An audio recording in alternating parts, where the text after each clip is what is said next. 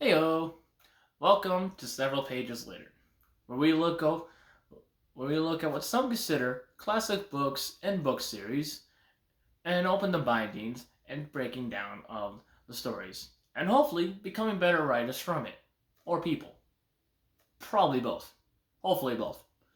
Today we're starting with the Narnia series, and in chronological order, The Magician's Nephew by C.S. Lewis.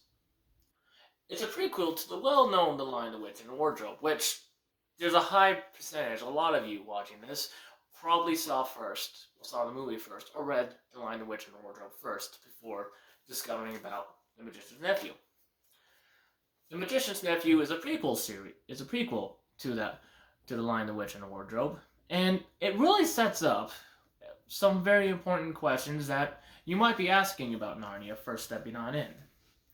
The important ones, such as how Narnia began. Also, what happened in the first days of Narnia? Who is the White Witch? And how did she get there? And an important one, who exactly is Aslan? Keep in mind, as we go through this 7-book series, there's going to be some times where I'm going to try to explain some of the old English language that does pop up with it. I want to consider it trying to translate Lord of the Rings to modern English today, or Shakespeare to modern English today, but it's a diet version of that. If you're still kind of confused, ask anybody who's actually read Lord of the Rings or Shakespeare to better explain it to me, or an English teacher. Now, as I go through this script that I'm actually trying to focus on while I'm trying to tell you this story, also from outside sources, because this series does a lot of our world, now Narnia, this book takes place around the year 1900, so either leading up to World War I or tail end of it. CS doesn't really give us a hard date. Also, there's going to be some ties into Catholicism during all 7 of these books, which, if that upsets you in any way, shape, or form, now's the time to jump ship and ignore these 7 videos and watch my other ones. Now, with the waffling about and setting up the scene, let's dig in to The Magician's Nephew. Polly is a girl that becomes friends with her neighbor Diggory after they see each other in the backyards. Polly comes from what seems like a well and stable family in London. Diggory, who is also in London, is there because his dad is away in India. It's never explained what Pops is doing in India, and his mother is ill, most likely terminally so, and Diggory is watched over by his Aunt Letty and Uncle Andrew. Diggory is convinced his uncle is crazy mad due to his aunt shutting him up during dinner time and tries to change the subject for whatever his uncle is talking about. Diggory's uncle also has an attic where Diggory isn't allowed up there under any circumstances. The kids, one day while playing, discover because they live in a row of houses, there's a tunnel system that connects them. After some exploring the tunnel system, they think they're going in between the houses, they end up in Uncle Andrew's attic. Yes, the one Diggory is not allowed in there under any circumstances. And lo and behold, Uncle Andrew happens to be there. Uncle Andrew tricks Polly into trying one of the rings he has on a tray after both kids try and fail to leave the attic in a ruse of a present. Once she touches one of the yellow rings, she instantly disappears. Diggory reacts with a shout, which Uncle Andrew quiets him down, trying to calm Diggory down as he begins to explain what happened to the Polly. It involves a tie-in with his past aunt and his pursuit to study magic. He was gifted a box he was promised never to open and burn upon Sedon's death. Naturally, Andrew did the opposite. After experimenting, he realized the box was alien and discovered it was older than any nation on Earth. It was from what he believed was Atlantis. With that deduction, he began to experiment more with what was inside the box, the dust from Atlantis, which is how he made the rings. He first tried the rings on a guinea pig. One exploded, and then he did some more testing until they disappeared without exploding. Side note, when a guinea pig explodes, when you're testing a product, it's hard not to think of turning that product into a weapon. Especially since the story takes place in most likely post-World War I years. Again, CS doesn't give us a hard date when this actually happened, so I'm kind of throwing darts at a board here. And based off how based on how bad I can't read the script in front of me, and how the English language is written in this book. For example, they use the word queer to explain something strange, not what you're probably now trying to unspit out your morning cereal or whatever food you're eating. Because that was what the original term of queer was. Something strange, something odd, something not normal. At least back then. So you're going to run into this. You're going to run into that word a couple times in this book. Don't rage quit it. He's not gay bashing. He's just writing as the time it was written in. Okay? Okay, I can't say that because it was published around in the It was published in the 50s, but you know what I mean. I hope you know what I mean. If you don't know what I mean, I'll try to explain better in the next video or in the comments. Probably next video, because YouTube comments reputation. Now, let's get back to the book and ignore my bad ramblings. When the guinea pig disappeared, he realized they were sent to another world entirely. So, he made the rings out of dust. Now, he doesn't explain how he made the rings, before you ask. And Diggory, which, let's be honest, should be awarded for not beating or attempt to beat his uncle at this point, calls him out for not going there himself. Uncle Andrew answers with his line of, like asking a general to fight like a common soldier. What will become of my life's work? Swell guy. Diggory, seeing the trap he's in, puts the ring on and goes into probably what is one of my favorite fantasy settings, the wood between the worlds. Diggory finds himself like he's in water, more underwater, and tries to find his way up and out of it. As he breaks the surface, he finds himself moving out of the water, still dry. Even though he could have sworn he was swimming, he was still dry.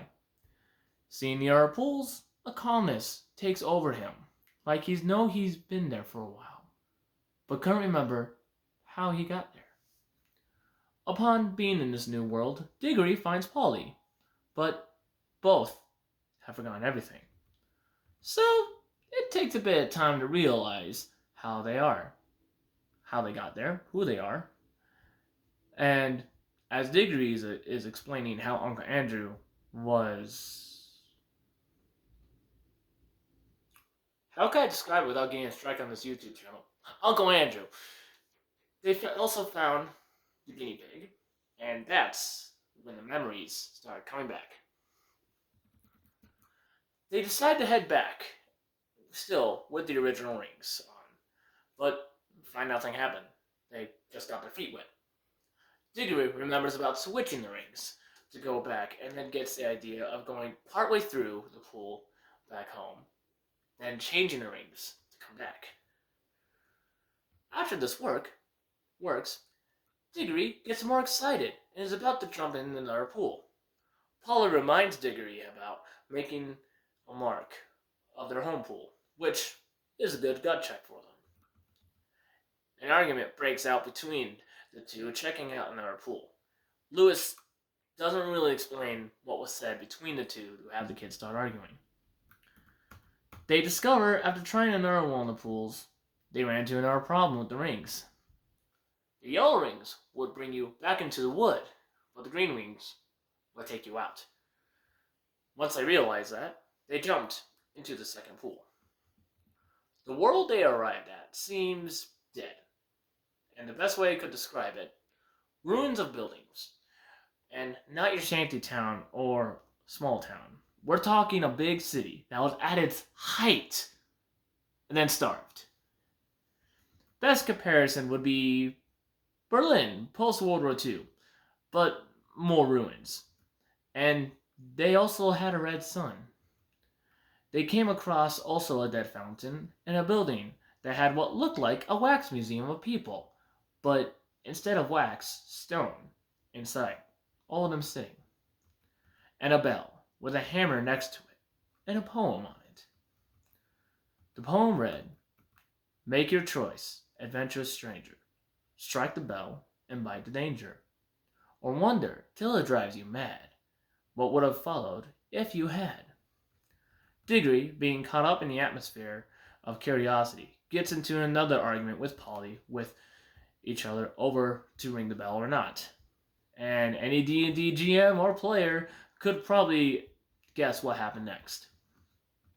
Now, ladies and gentlemen, boys and girls, and everyone else in between, I present to you the opening to one of my favorite villains of all time, Queen Jadis. When Diggory rings the bell's note starts small, but grows, and grows to the point where it's too loud to talk over. The buildings shake, the sound of crashing walls and the sound of rushing thunder with ceiling collapses happens around the kids. Jadis, the last queen of the world, awakes. A tall, but pale and dangerously beautiful woman. One Diggory thinks is one of the best lookers he's seen. Polly doesn't. At first, she asks who woke her up and who broke the spell. Diggory admits to it, and she doesn't believe him, claiming the mark of the magician isn't on you. And when Polly says they got there from magic, she seems to soften. Slightly. Very slightly. Taking the kids with her out of the building, she notices, as she knows it, it's about to fall apart. She seems to also give a hasty tour, pointing out where the torture chamber is, where her food hall, where her great father killed 700 nobles for rebellious thoughts as well. She leads them out of a crumbling palace and starts explaining what exactly of a husk of a realm the kids walked into. You see, there's this war between Jadis and her sister over the throne. According to Jadis, both sides swore to use no magic. Her sister did the opposite first. Then Jadis did next, according to Jadis at least, by using something she calls the deplorable word, which, with the proper ceremonies, would destroy all living things save the one who spoke it. Jadis claims she did everything she could not to use the word. Yet, at the last battle of this war, that raged for 3 days, she saw her army lose. And after the last soldier died, her sister marched up to Jadis. Jadis waited to be face to face with her sister. I'm going to quote from the book here. She flashed those wicked eyes upon me and said, "Victory! Yes," I said. "Victory, but not yours." And then I spoke the deplorable word. A moment later, I was the only living thing beneath the sun.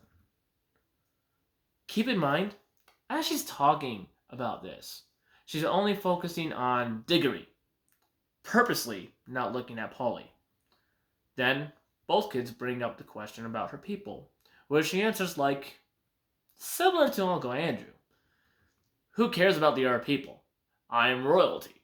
I'm better than that lot." You think Jadis and Uncle Andrew would get along? I'm moving the computer because my back will not be yelling at me. When Diggory asks her what is up with the sun and her world being red, she answers, "Well, it's always been that way." When she asks about his world sun, he answers, "Well, it's brighter, more alive." You see why that wasn't exactly a good idea. She then says, "All right, let's call it your world now."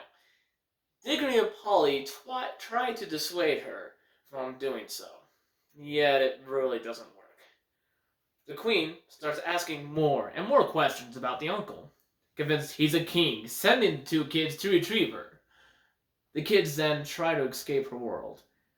The Queen, on the escape attempt, grabbed Polly by her hair as they put on the rings. The two kids get into the wood between the worlds and find their home pool. But Jadis still kept a hold of Polly at first, then grabbed Diggory. Once in their own world, the book makes a note about Jadis with how taller she actually became in Polly's and Diggory's world.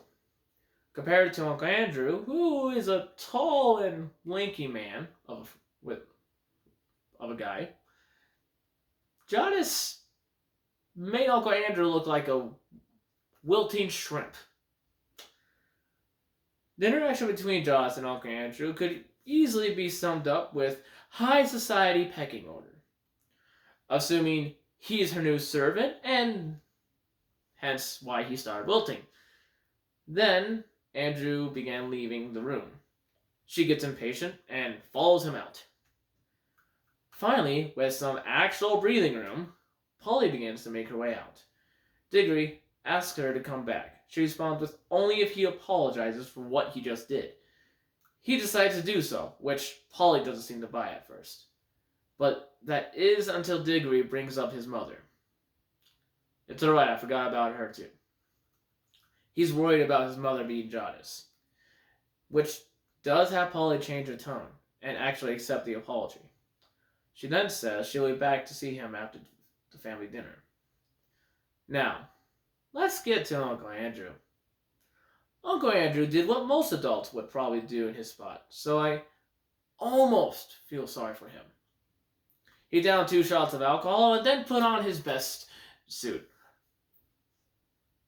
thinking Jadis would fall in love with him. You see why I stopped feeling sorry for him. After dressing up, he asked his handmaid to fetch a carriage, a specific carriage known as a hansom. That's handsome without the D. The driver's at the back of the carriage, the passengers are at the front looking at the horse's rear as they're being traveled along. You sometimes see it in Downton Abbey type shows or Sherlock Holmes style type shows. It's kind of a cool concept. Now, sorry, back to the book. Andrew then asks Aunt Letty for some money to entertain a dignified guest. C.S. doesn't really make it clear if Letty is Andrew's wife or sister. It's also at this point, C.S. let us know, since living with Andrew, Letty has been losing more and more money, to the point where she's basically half broke due to Andrew's request for money, spent on booze and cigars. Letty says no, and basically calls him a liar, until the doorbell rings, where she meets the witch. The first thing Jadis says to her, and this is page 93 for anybody who is trying to follow along at my bad speed. Now, slave. Hold on, actually, get to the actual page, Chris. Now, slave, how long is it down to wait for a chariot? Letty asks, who is that? Andrew, cowering, answers, the dignified guest. Letty took that as well as he thought, and says to Jadis, get out of my house this instant, you shameless hussy, or I'll send for the police. To answer the question, a hussy is a pleasure girl. No, I'm not modernizing that word because I'm trying not to get a strike on this channel. Being called such, Jadis tells Letty to bow. Letty takes more offense to this, still standing, not bowing. Jadis then responds by trying to cast a spell, but nothing happens. This convinces Letty that Jadis is a drunk. Jadis responds by grabbing her by the neck, like Letty was a doll, and throwing her through the bedroom door. Now, let's take a little perspective switch here, alright? You're at work. Your boss asks you to fetch a cab. You go outside, you wave the cabbie down, you give him directions, you make sure he gets to where your work is at. And as you get back into work, the first thing you see is, upon opening the door, is your boss's wife or sister being yeeted through the bedroom door by a tall woman with a Cruel de Vil getup. As you let him know that the cabbie has arrived. Jadis has Andrew lead on and leave the house with, I don't want to say poor Uncle Andrew. Let's say deserving Uncle Andrew. Due to the noise, Diggory comes down post Aunt throwing, which Aunt Letty somehow rolled a nat 20 on luck landing on the mattress. If it was on the floorboards or the carpet, CS points out there would have been some shattered bones. Math lovers could probably have fun putting that equation to work, no? No, I don't know the equation or the answer. I'm not that smart. As Lady recovered in the awesome tough Aunt Anne, she tells the maid to let the cops know, and we finally get a name of Diggory's mother, when she says she'll bring her lunch up to Mrs. Kirk.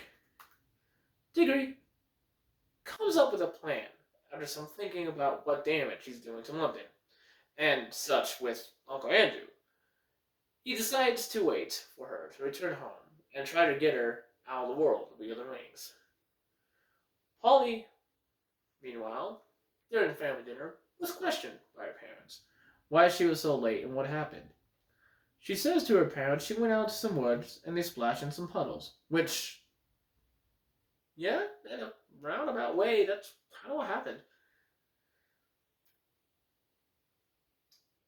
Given dinner and sent to her bed, she was told not to hang out with that Kurt boy if it were to happen again. Then told to sleep for 2 hours. Or back then, that version of being grounded. I mean, my version of being grounded was go to your room and, no TV for a week. Or, I think it was like that. Let's get back to Diggory now. He hears from his bedroom a neighbor donate some grapes to the house. Diggory overhears this exchange as he hears a neighbor say, I'm afraid it will need to be fruit from the land of youth to help her now. Hearing this, Diggory gets a hopeful idea, with other worlds being known to him, to go find fruit from young world. He wrestles with it mentally, and one thing I appreciate about CS is how he writes the characters' mindsets internally. You actually get to be inside his main characters.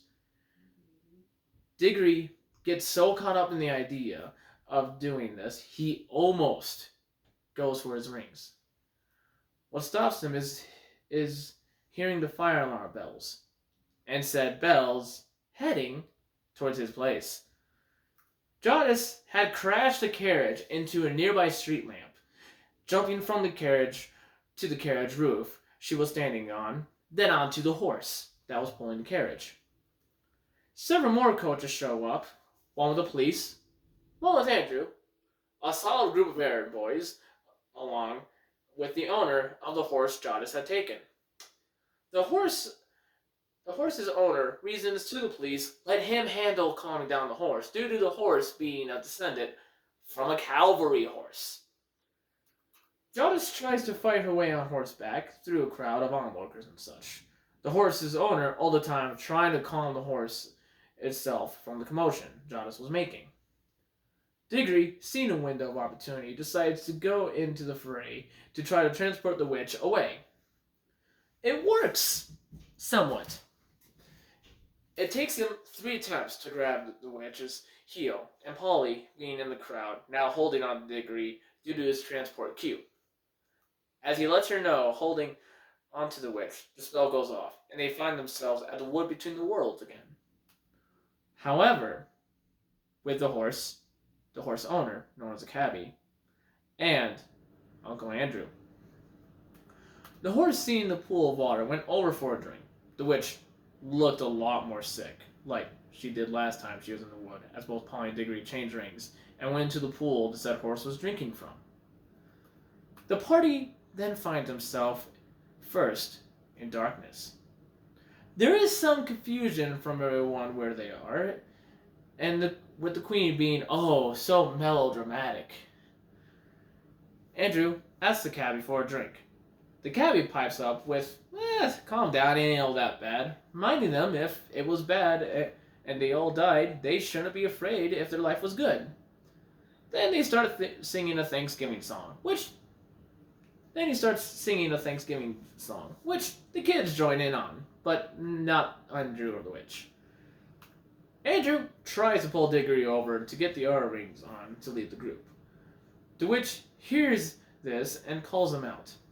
Diggory does the same, but before that can continue, the cabbie tells everyone to hush as more sound is heard from a distance. The party then begins to hear a song. As the song grows louder, the blackness begins to open up with a starry night sky, and suddenly, the beginning of a world. They were in fact witnessing the birth of Narnia. Something to note about how they all reacted to this. Andrew wanted to essentially crawl into a hole to get away from it all. The cabbie was impressed, remarking, if he knew such wonders, he'd be a better man in his life. The queen, feeling the magic in this world being stronger and different from her own, was angry. Diggory and Polly were all wide-eyed, taking it in. As they saw the world around them form up, they saw the main lead singer of this whole birth, the lion. The lion that came into view of the witch and Andrew agree on leaving the world. And Andrew, again, tries to coax Diggory using the rings to get out. Diggory moves away from the witch and Andrew and takes Polly by his side, warning them not to mess with him.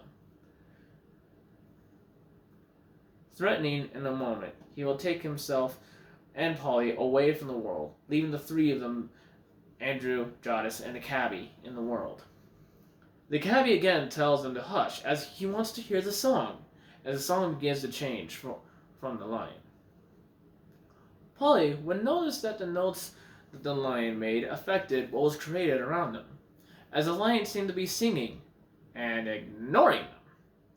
This had Andrew try to leave again, the witch threatening him and the cabbie, if anyone nears the children, she'll beat them. And for some insane reason, during said song of the lion, the witch throws the iron bar, which she broke off from the mess of the cabbie crash, at the lion. The lion ignored it. He kept singing his way. She let out a frightened noise and ran off.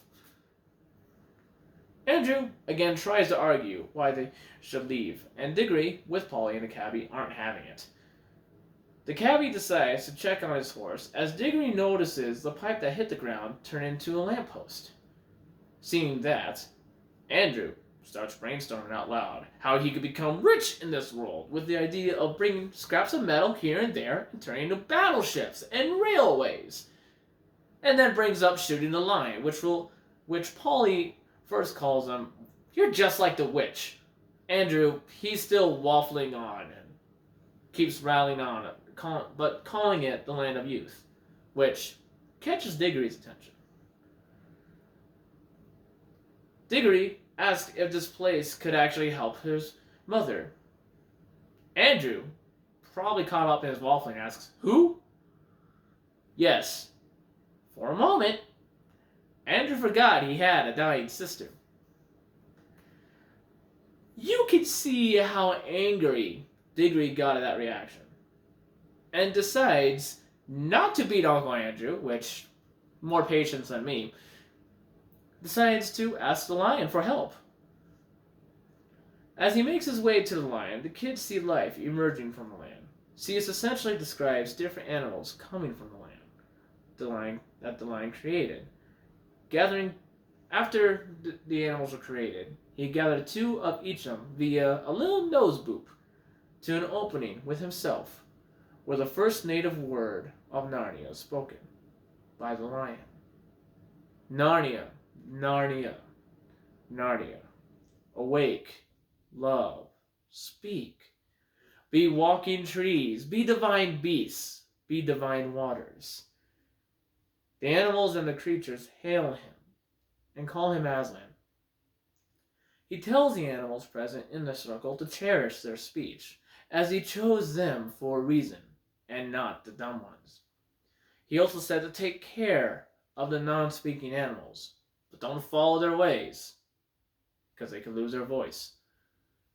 He calls to follow him an elephant, a dwarf, one of the trees, along with two birds, an owl, to discuss, while the world has just begun, evil has entered its place. Diggory sees this as an opportunity to ask Aslan to help his mother. The cabbie volunteers to go with him. So Diggory, Polly, and the cabbie approach the lion, with protests from Andrew, which all three ignore. The animals' reactions were confused seeing the humans approach them. A dialogue between the cabbie and the horse begins when the cabbie asked if the horse could vouch for them. This is when we find out that the horse's name is Strawberry. Strawberry at first vaguely remembers the cabbie. Then it starts clicking in his head about being a cabbie horse, and the whipping, and the hard streets. The cabbie counters with, it was true, but both suffered, despite the cabbie's attempts to make the horse's life better, from making sure that the horse was warm on cold days, bringing oats when he could afford them, and actually taking care of the horse, as the cabbie was a countryman, and he hated being a cabbie. Diggory presses more on, trying to see the lion.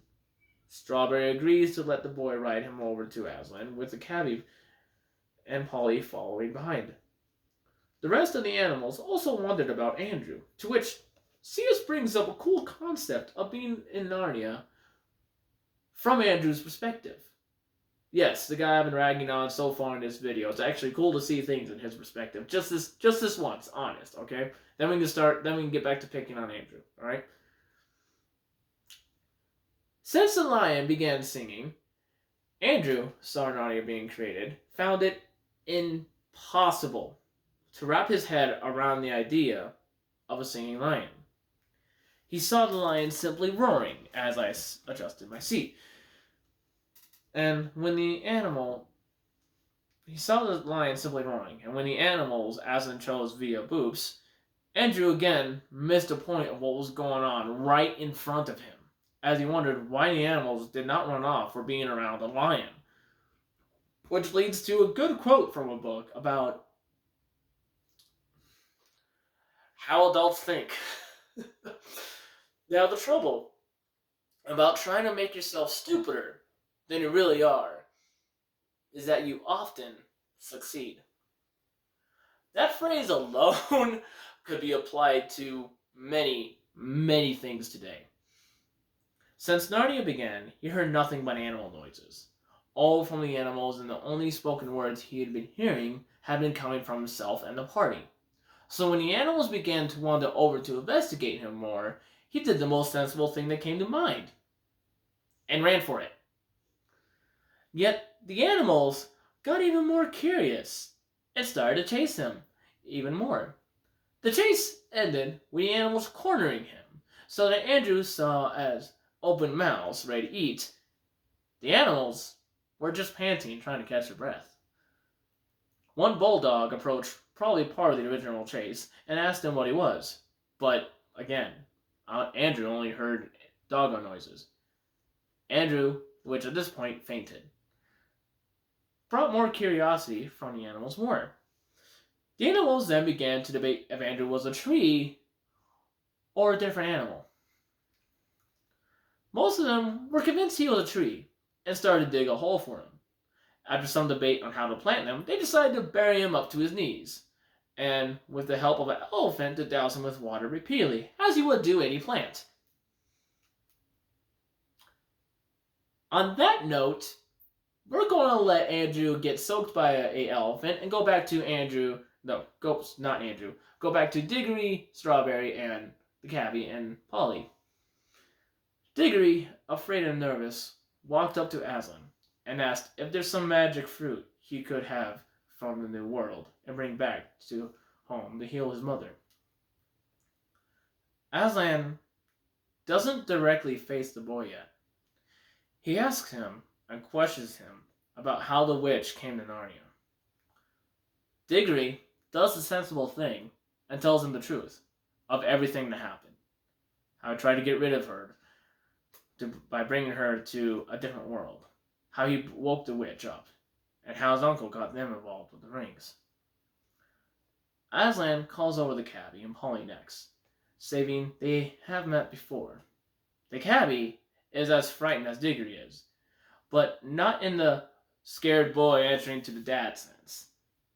Aslan asks him if he likes it here, and if he would stay or not. The cabbie answers, well, he's a married man, so he can't without the woman he's married to properly. And Aslan does the bro thing, and magics his wife to the cabbie. And asks more questions about ruling and being king. The cabbie answers honestly and truthfully as he could when questioned about caring for the world, his children, and the animals. Pleased with the cabbie's answer, he makes the cabbie king of Narnia, saying his descendants will also be kings and queens of the land and Archenland as well. He then turns to Polly, asking how she's doing, if Diggory made up for the fight the two had about at the world where Jadis came from. Polly answers, yeah, they made up. Then, Aslan turns to Diggory now. Aslan asks Diggory if he's ready to undo the fact that Jadis had entered Narnia on its own birthday. Diggory admits he's not sure if he could, about to explain, but the lion cuts him off. I asked, are you ready? The lion says. Diggory does a smart thing and says, yes, right there. Yes, right then and there. He follows up with, if he can get something to help cure his mother. Up till now, Diggory had only been looking at the lion's feet, till he asked about his mother. When he looked up at the lion's face, he saw tears coming down. Aslan tells Diggory he knows of grief. Only himself and Diggory and the land at that time had the same level of grief more than anyone else. Yet Aslan has to think of Narnia, though, and many, many years of its life to come. The lion tells Diggory of a plan to plant a tree in Narnia so the witch wouldn't touch, being too scared of the tree that she won't cause any damage for many years. Aslan wants Diggory to get an apple from a tree far off from where they currently are, and bring an apple to Aslan. Diggory points out that he's going to need some help in doing so, which Aslan says, yeah, no problem. Turning to Strawberry, asking Strawberry, hey, you want some wings? Naturally, the horse said, sure, and Strawberry had his name changed to Fledge, becoming the father of all winged horses. Hearing the Polly and the cabbie's wife whispering a little bit of ways, Aslan asked what's up with the whispers, which the cabbie's wife, or in case Narnia's first queen, says to Aslan, Polly wants to go too, with Diggory and Fledge. As the cabbie helps Polly on Fledge, and Aslan gives flying advice to the Pegasus, the children then fly off with Fledge. The flight didn't have much danger happening to the kids and Fledge as they soared over the fresh land of Narnia, which Polly and Diggory remark how pretty it was before humans found out more about it. Once they land for the night, they ate some of the leftover toffee and decided to plant it in the ground. Diggory, thinking if a bar in the earth could sprout a lamp pole, then some candy in the ground could sprout a candy tree. It's a silly but not a bad idea. Probably another answer for the later books C.S. wrote in. The next day, sure enough, the toffee tree became a thing. After the kids freshened themselves up with some breakfast toffee, they began their flight with Fledge again. They arrived soon to the place Aslan had instructed, seeing the gates to a garden with a message of giving another riddle of sorts. Come in by the gold gates, or not at all. Take my fruit for others, or forbear. For those who steal, or those who climb my wall, shall find their heart's desire, and find despair. Seeing the garden, Polly and Fledge decide to let Diggory go in solo. Which, yes, the Garden of Eden theme is indeed playing in the background for those keeping track of Narnia Bingo. Diggory spots the tree pretty fast. Something about it being in the middle of the garden and the apple shining from it like silver. Which, barely eating much that day, yeah, he did think about taking a bite of one of the apples. Yet, he didn't. As he plucked one from the tree, he also saw a bird in the tree, semi-sleeping. It was one of those one-eyed, the other kind of closed, creepy sleep the bird was doing in that tree. It's here C.S. makes a point about not stealing being put in kids' heads for him growing up pretty hard today. I don't think he saw people talking about his book in the year 2020 or the day that you yourself are watching this, but yeah, stealing's bad, kids. Don't do it. It's not too much of a hassle. Diggory is about to leave, but then notices, yep, you probably guessed it, the witch was also in the garden as well. And she just happened to finish one of the apples. And Diggory sees what the last line from the sign meant. Yes, the witch looked strong again from eating, but wider than she had before. Diggory gets out there pretty fast, but the witch catches up despite the gate closing by itself. Meeting up with Polly and Fledge, he hops on the Fledge, about ready to take off, turning to the witch, telling her to stay back, threatening any closer, and they will disappear via ring magic. Thus begins the witch's last play and scene in this story. The witch tries to tempt Diggory into eating the apple for himself, and grab more than one for his mother, trying to play heavily to his emotions, as she overheard them the previous night when Polly thought she heard something during their sleep. Diggory tries to stick to his guns and believes, as he counters with, that's not what Aslan would have wanted. The witch pushes. He's not here now. Why would he do errands for an animal to eat the apple instead of letting Diggory eat it? It is the apple of youth, after all. And she brought up the prospect of immortality.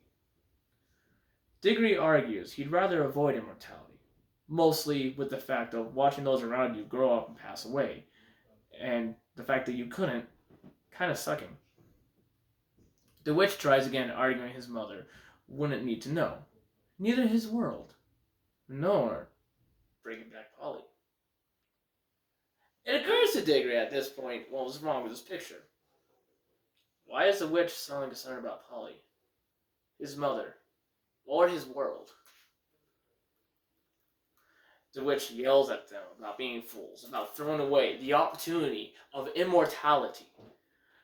The flight back, which was pretty quiet for them. Diggory, being a kid after all, you can't blame him. Everybody does hate their emotions being played with. The flight went on without incident, and when they got to Aslan, Diggory held up the apple from the garden, saying he got what was asked of him. The lion says, good job on the task, and tells him no hand but his were planted. After giving instructions on where to throw the apple, Diggory does so. After that, we see the king and queen looking really good with fancy clothes and an actual good face for themselves. We then see Andrew, as he seemed caged up and still planted from before with Aslan, telling the animals to undo all that plotting stuff. We find out that night, during Diggory's and Polly's apple run, what else happened to Andrew. The animals, after trying to plant Andrew, realized he was alive and a creature, with the noise of finding out you're half buried when you wake up. The animals tried to feed him with what they thought was good food. From hay to nuts to worms to honey, even chucking the food on to the makeshift cage they put Andrew in. While the animals did find some fruit for him to eat, they were able to understand him calling for one thing: brandy. Yet, brandy wasn't invented in Narnia at this point. To answer what Aslan was doing, he was essentially telling the king and queen of Narnia their to-do list during all of this. The animals free with the animals free him with some of what the dwarf some help of the good God. I'm sorry, I wrote this part really badly. A dwarf comes along and takes an axe to the cage and helps Andrew out. Apparently, dwarves can make axes out of anything. Polly asks Aslan if he can frighten Andrew in a way to convince him not to come back. Aslan, however, answers, "You think he wants to?" Polly brings up the brainstorming rant about growing metal, seeing the iron bar turn into a lamp post. Aslan answers with the fact Andrew wouldn't hear anything. Aslan tries to tell him, but the lion does something to Andrew that would help him. No, he doesn't eat Andrew. This is a children's book. He puts Andrew to sleep, literally looking at him and say, "Go to sleep." A coronation is held for the king and queen, with the dwarves making crowns. During the coronation, something was happening. The apple, Diggory threw, turned into a silver tree. As it fully grew, Aslan brought everyone's attention to it. Aslan told the Narnians to keep care and guard that tree, that it will keep the witch away. She will grow powerful in the dark magic in the north. But while the tree will mean happiness and joy to the Narnians, it will mean death and agony to her. It's at this point the kids tell Aslan about the witch eating the apple. Well, more Polly than Diggory. Polly brings up the idea of there being a mistake where the witch, after eating one of the apples, that she wouldn't worry about them. Right? Aslan answers what happens when one plucks a fruit too soon, eating it in the wrong way. Hence, why she would be afraid of them. Polly asks the witch if... Sorry, that's not one of my bad titles. Polly asks if the witch will still get the benefits from the apple. That's when the bomb drops. Yes. Aslan brings up, however, the lengths of days when an evil heart is a length of misery, and she begins to know it. All get what they want. They do not always like it, though. Diggory admits he thought of taking a bite himself, asking if it would have worked. He answers it would have, but things would not have been good for him. If he plucked the apple for himself, and if a local Narnia, unbidden, took an apple, planting it to protect Narnia tree, would protect Narnia, the fallout would have been different than otherwise. Aslan points out that Narnia would have become a cruel place, not too different from Charn, the witch's home. Aslan asks what the witch tempted him with. Diggory tells him about the argument over his mother. And as I adjust my legs here, because this is a very goofy setup, even for my setup, Aslan reveals that if he did as the witch said so, both Diggory and his mother would look back and consider it would have been better for her to die of the sickness then. Naturally, Diggory is speechless hearing this, because what went through his mind has probably gone through yours as well. Aslan, however, tells him that's what would have happened. However, here's what will happen next. The apple won't give his mother eternal life, but it will heal. He tells Diggory to go pluck an apple from the tree now. After doing so, Diggory asks, after doing so with Diggory, asking him to leave with the three. Yes, he does bring Andrew with, sorry guys, to the wood between the worlds. Aslan then gives them one more thing, a command and a warning. Aslan points out the empty pool. That empty pool over there is charred, gone and dead. Let the race of Adam and Eve take warning. Both kids say yes, and Polly asks, but we're not quite as bad as all that, are we, Aslan? Here's the next bomb drop. Aslan answers, not yet. But they are becoming more like it. Aslan then tells them that before they grow into grandparents, nations from the world will have leaders with little to no care of joy, justice, and mercy. Much like Jadis. Yes, for those history nerds like myself, he's talking about World War II. Aslan gives the command next. Bury the rings somewhere no one will find or use them again. Then they find themselves back in London. Andrew looking as much as a mess, so much no one would actually recognize him, as they were back at the lamp hole next to the crashed carriage, and a lamp hole missing and an iron bar. The crowd from before were confused where Jadis was, and little to nobody was looking for the cabbie or horse. And the first thing Andrew did upon getting back, oddly sensible, straight to the bathroom, down to his room for a drink. Giving his mother the apple, it took about a week for her sickness to go away entirely. That same day, Diggory buried the apple core, and during the week, the kids buried the rings. Diggory's mother made a full recovery. And finally, the dad. There was a long letter in the mail with some good news. His father's uncle died, and their father inherited a fortune, and a big house on a hill in the country. Yes, you'll see that house in the next book. Polly did keep hanging out with Diggory to the big house every holiday she could. No, the book doesn't explain much else with Polly, sadly. In Narnia, the king and queen had kids, naturally. Their second son became Archaman's first king, and yes, they also had daughters. The boys married nymphs and basically mermaids, for those who don't know what a nymph is. And the girls married wood gods or river gods. The best equivalent of a wood god or river god is basically mermaid or male dryads. Any fellow Narnia nerd could probably help me out in the comments to figure out what exactly is a wood god in our modern understanding of fantasy creatures.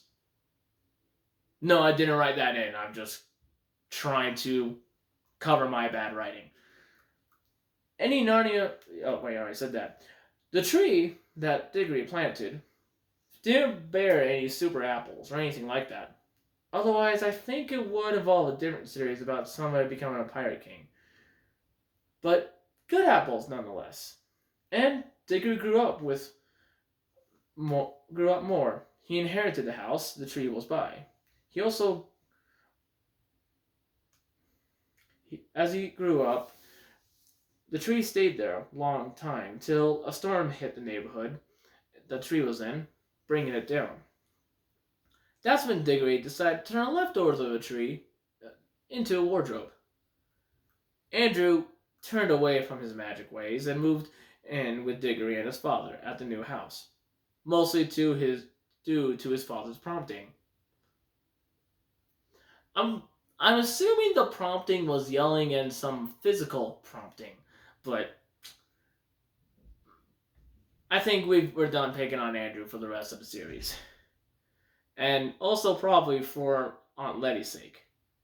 Andrew, however, Still talked about the witch, though, always saying how her temper was and how fine of a woman she was. And that's the story of the Magician's Nephew, the first chronological event in the Narnia timeline. Reading it was actually pretty fun. Yes, I heard the story multiple times growing up via the audio CDs, and there were some differences between the CD and the book. There is one big difference. The CD had growing up had a scene between Diggory and his mother before they jumped into Narnia post Jadis coming to Britain. The scene plays out as Diggory brings some food up to Mom, not the maid. And there's a little bit of dialogue between Diggory and his mother where he asks her, "Hey Mom, have you heard of the Apple of Youth?" His mother gives a weak response, and I don't mean, "I don't care, it's, well, Diggory, it's kind of a old wives' tale." I see why it wasn't in the book, as CS probably would feel it was a little bit too down and gloomy than he wanted to go into the scene. I would argue that scene was probably needed just to give some actual context to who the mother is, and at least an appearance of the mother. Also, with the language difference that I talked about earlier in this video, it was like reading an accent, essentially. And I kind of do like that. There are some problems with the book, though. CS, in his own narrative, assumes you've read the rest of the series at this point, and this is just, since this is his final book that he wrote of the Narnia series, I kind of can't blame him. But it does hurt people trying to start chronologically in order, because there's a slight spoiler, I won't give it away in this video, but there's a slight spoiler or two in this book about the later books. Now, comes to important questions about this video. Would I recommend people read this book and to gain into the Narnia series? My answer is yes. I'm saying yes because I'm assuming you want to start this book in timeline chronological order whenever you jump into any series, whether it be video, whether it be manga, whether it be video games, you know? Where did everything start? If you're one of those people that want to find, all right, where did all the dominoes start ticking off?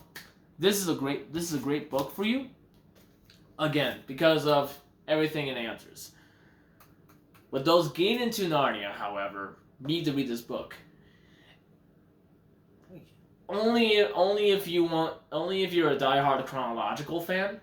If you're not and you just want to get to the meat and bones, don't worry, we'll cover the next book, which is The Lion, the Witch, and the Wardrobe. You could literally pick up the book series in any of the books. So, what else can I say before anybody reads this book? Aside that this whole video just spoiled the entire book for you, and realize there is some semi-old English, so don't throw a fit if you see the word, if you see the phrase, that's queer, you know, that's, again, he's not gay bashing, he's literally just talking about, he's literally writing how people used to talk back then. And yeah, that's really all I got for today's video. If you really did like this video, feel free to share it, like, and subscribe. I'm going to, again, try to tackle all 7 of the book series. I do apologize for how rough this is. Hopefully the following videos, the production quality will get better. I will eventually get a Patreon set up. I don't have it set up yet, but if you have any recommendations of a series after the Narnia series, feel free to put in the comments, and I'll try to tackle it, see what I feel about it. So until next time, I hope you guys enjoyed the video, and I hope you all learned something. Until then, as always, fight on, Battle Brothers, and keep asking questions.